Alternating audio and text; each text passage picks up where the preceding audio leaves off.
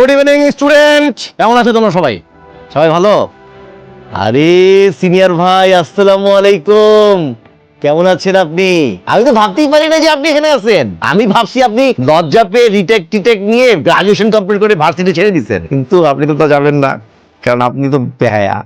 তোমাদের সাথে পরিচয় করে দিই, তোমাদের সবার সিনিয়র, তোমাদের কি মনে হয় আমারও সিনিয়র হবে, কে কে দেখতে জানি না। তো তোমাদের সিনিয়র হচ্ছে আরমান ভাই। ওনার সাথে যারা ছিলেন তারা গ্রাজুয়েশন কমপ্লিট করে মাস্টার্স শেষ করে বিয়ে শাদী করে বাচ্চা কাচ্চা নিয়ে সেটেল। জুনিয়ররা তার সিনিয়র হয়ে যাচ্ছে, কিন্তু আমাদের ভাই কিন্তু আমাদেরকে ছেড়ে যাচ্ছে না। কেন? ভালোবাসা। সে যে আমাদের প্রতি ভালোবাসা দেখিয়েছে, আমরা কি পিছিয়ে থাকবো? আমরাও পিছিয়ে থাকবো না, আমরাও তার ভালোবাসার প্রতিদান দিব। কিভাবে দিব?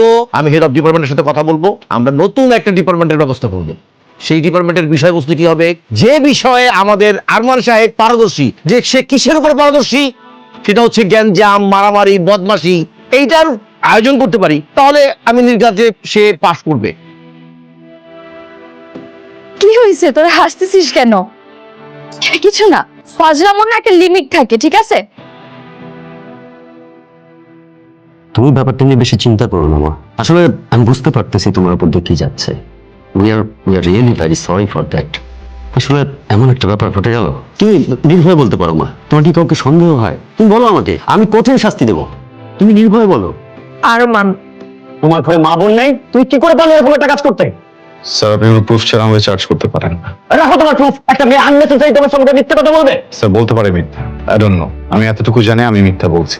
একটা থাপ্পড় দিয়ে তোমার সব কটা দাঁত ফেলে দিতে ইচ্ছে করছে। কাউন্টার, শুধু আমার কাছে পর্যাপ্ত প্রমাণ নেই, তোমাকে আমি দেখিনি না।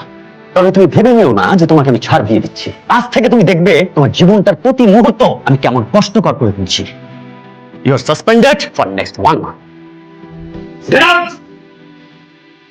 আমার প্রবলেম কি? শুরু থেকে পিছনে গেছো আমার। আজকে যেটা করছো এটার জন্য কখনো মাফ করবো না। খুব সাবধানে থেকো, যে কোনো সময় উল্টা পাল্টা যে কোনো কিছু হয়ে যাবে। ও তোমাকে কি বলে গেল? বলছে উল্টাপাল্টা কিছু করবে। কাঁদছিস কেন?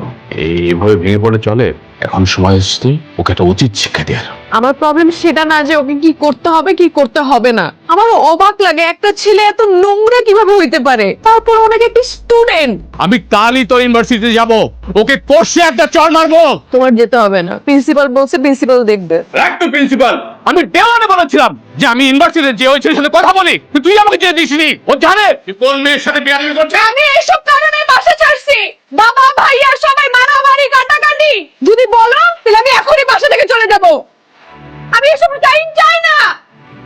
জানিস মা, এমন এক ঘটনার জন্য আমি বাড়ি থেকে বেরিয়ে আসছিলাম, তোর বাবার সাথে আলাদা হয়ে আমি দূরে চলে আসি। আমার স্ত্রী মারা যায়, আমার কোনো সন্তান নেই। তুই তো আমার সন্তান, তুই আমার ভাইয়ের সন্তান না। বাবা কি মেনে নিতে পারে তার সন্তান সম্পর্কে এমন ঘটনা? তুই বল। আমি সরি চাচু, আমরা আর আরমানের বিষয় নিয়ে কোনো কথাবার্তা না বলি। ও ভুল করছে, ও একটা শাস্তি পাবে। ঠিক আছে মা।